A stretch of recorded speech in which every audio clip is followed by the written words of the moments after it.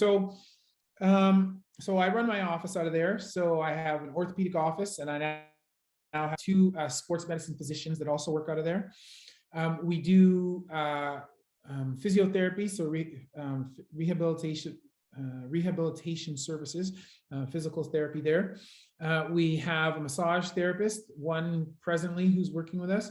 And then we also have fitness training. And, you know, our fitness training is sort of injury prevention based. And its focus is on mobility, body awareness, and body control. So we do strength training. We do Olympic barbell lifting, and we do a ton of stuff with kettlebells. But we have a strong orientation towards developing mobility. And the way that we use that word, because mobility means different things to different people.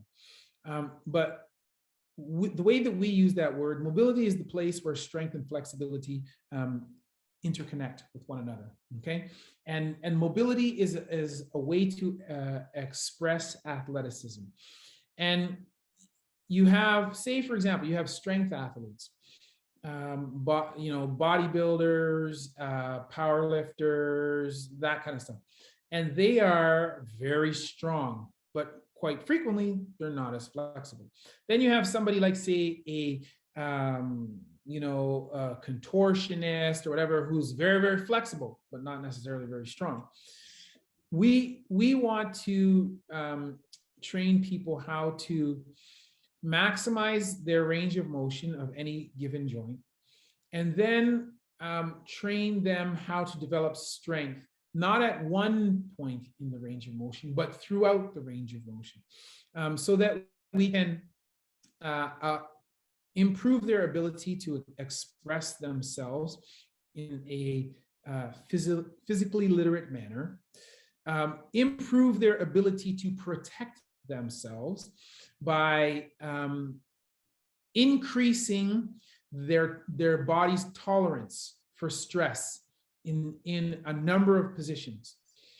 And that's sort of where our fitness is focused. So we have the fitness side.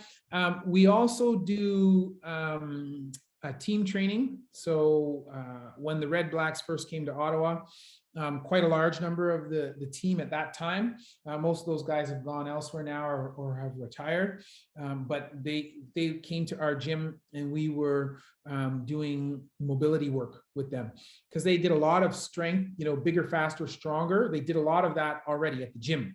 And what they're trying to do is what are the things that will give my career longevity? And so that's where we sort of cross the bridge between the strength and conditioning training to mobility training. So we do team training. We've dabbled a little bit with tactical training. So we've been, prior to COVID, we were training the tactical paramedics for Ottawa, doing all of their fitness stuff.